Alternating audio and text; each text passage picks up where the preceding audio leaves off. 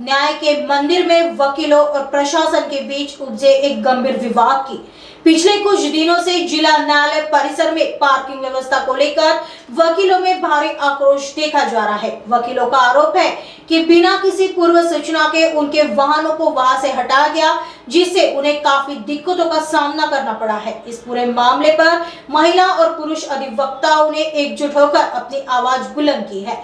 वकीलों का कहना है कि माननीय प्रिंसिपल डिस्ट्रिक्ट जज सुराना साहब द्वारा जारी किया गया नया फरमान वकीलों के लिए काफी परेशानी भरा है। विरोध प्रदर्शन कर रही महिला वकीलों ने स्पष्ट कर दिया है कि वे अपने वकील भाइयों के साथ इस लड़ाई में अंत तक खड़ी है। फिलहाल वकीलों ने आज मिली आंशिक जीत पर संतोष जताया है, लेकिन असली परीक्षा 31 तारीख को होगी। क्या प्रशासन वकीलों की समस्याओं को समझेगा या यह विवाद और बढ़ेगा, यह देखना दिलचस्प होगा। जैसे कि आप सभी लोग जानते हैं, कुछ 3-4-5 दिन से यहाँ पे जो एक इशू चल रहा है, ऐसा इशू कि जो सिर्फ एक अधिवक्ता भाइयों के लिए ही नहीं, अधिवक्ता बहनों के लिए भी काफ़ी तकलीफदायक है।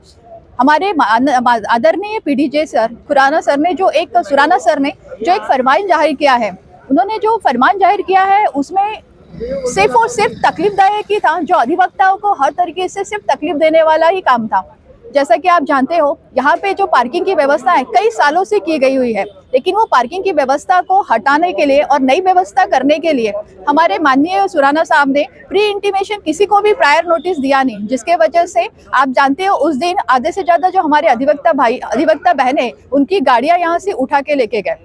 उन्हें हम सभी वकीलों ने, हमारे जितने अधिवक्ता भाई और अधिवक्ता बहनों ने, हमने आज सभी ने मिलकर उन्हें एक प्रपोजल दिया, उन्हें इसका कारण पूछा, और जैसे कि हमारे माननीय सुराना साहब है, उन्होंने ये प्रॉब्लम को सॉल्व करने के लिए भी आगे की तैयारी दिखाई है। उन्होंने बोला है कि 31 तारीख को जो हमारे हाईकोर्ट के माननीय न्यायमूर्ति है किलोर साहब, और जो हमारे अधिवक्ता भाई है, हमारे माननीय प्रकाश जायसवाल सर, हमारे आसिफ कुरैशी सर, हमारी अधिवक्ता बहनें, इन्होंने भी सबने बढ़ चढ़ कर ये मैटर को सॉल्व करने के लिए आगे आए हुए हैं। आज का जो मैटर था वो सिर्फ हाफ सॉल्व हुआ है, जो पूरे तरीके से सॉल्व होने के जो आसार नजर आ रहे हैं वो 31 तारीख को ही पता चलेगा।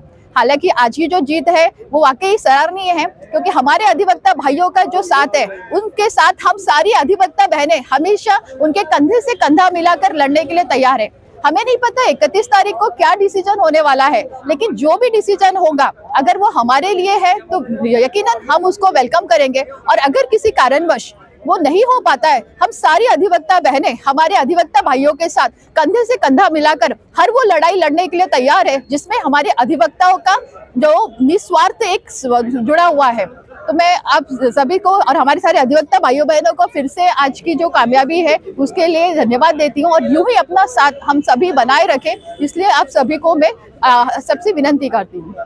आने वाला है क्या बताना? मैं एडवोकेट अरुण कुमार कुशनर कुमार बालपांडे, आज के आंदोलन के बारे में सबसे बड़ा जिम्मा मैं मानता हूँ कि इसके लिए जो है जिम्मेदारी सब डीबीआई की है। डीबीआई इसलिए जिम्मेदार है कि उसने कुछ साल पहले व्यवस्था के नाम पर, पार्किंग व्यवस्था के नाम पर 4000 रुपये 4 व्हीलर वालों की से और 100 रुपये 2 व्हीलर वालों से लिए थे, और कोई व्यवस्था नहीं की। उसके बावजूद उनके ना पैसे लौटाए हैं, और आज जो सिचुएशन पैदा हुई है ये डीबीआई के कारण हुई है, और डीबीआई ने ही यहाँ पर प्रशासन से मिलके ये कार्रवाई की है। और अभी का रवैया जो था हमारा, जब अब आंदोलन शुरू हुआ हमारा, हम लोग गए पीडीजे के पास, सुराना साहब के पास, तो बात करने को तैयार नहीं थे। वो इतना उनका स्तर आंदोलनकारियों के बारे में था कि वो सुनने को खाली नहीं थे।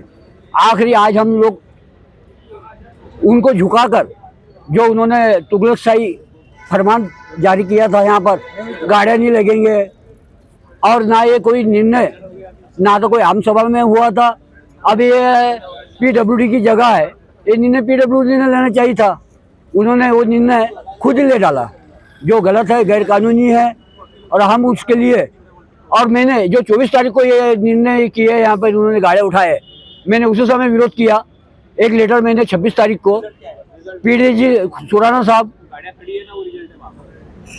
और बार काउंसिल को भी, मैंने जो अध्यक्ष है पठान साहब महाराष्ट्र के, और ऑल इंडिया के जो बार काउंसिल के अध्यक्ष है श्री मनन कुमार मिश्रा जी, जो राज्यसभा सांसद है, उनको, और यहाँ पर जो मेंबर थे इसके बार काउंसिल के आसिफ भाई, उसके बाद में गौरदीपे सर, और उसके बाद में जो यहाँ पर अध्यक्ष पूर्व अध्यक्ष रहे हुए है सतुजा सर, प्रकाश जायसवाल सर, इनको भी मैंने उसके कॉपी दिया।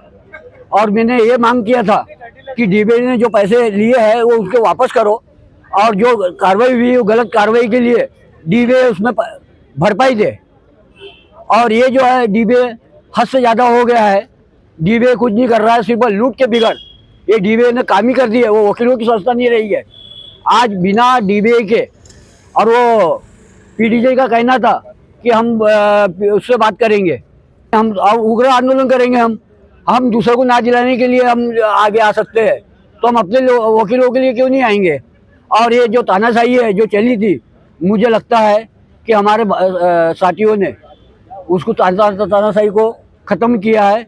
और मैं दो लोगों का बहुत बड़ा आभार मान रहा हूँ यहाँ पर, कि हमारे डीबीए के दो है जो सहसचिव कापसे साहब और एक कावरे साहब मेंबर है, उन्होंने हमको खुल के समर्थन दिया है, हमारा मार्गदर्शन किया है। उनके प्रति हम कृतज्ञता व्यक्त करते हैं, उनका आभार मानते हैं। और भविष्य में भी हम चाहते हैं कि वो हमको सहयोग करे और हमारी आवाज़ बने।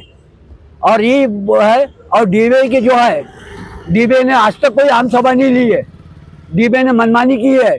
डीबीए के प्रमुख जो है उन्होंने इसी तरीके से डीबीए को खराब किया है, विश्वास खत्म कर दिया है प्रमुख ने। डीबीए सिर्फ लूटने वाली संस्था हो गई है, डीबीए को वकील से कोई लेना देना नहीं है। यहाँ तक कि इन्होंने अपने कर्मचारियों पर भी अत्याचार करना शुरू कर दिया है। कर्मचारियों को डराकर उनसे जबरदस्ती लिखवा के कि भैया तुमने अगर आंदोलन किए या शिकायत की है तो हम तुम्हारे खिलाफ में भी तुमको हटा देंगे। और डीबीए के कर्मचारियों को भी इन्हें जीना हराम कर दिए है। ये बहुत ही नीचे स्तर की इन्होंने घटिया हरकत की है। मैंने जब ये प्रकरण उठाया तो वो डीबीए के प्रमुख ने धमकी दे डाली,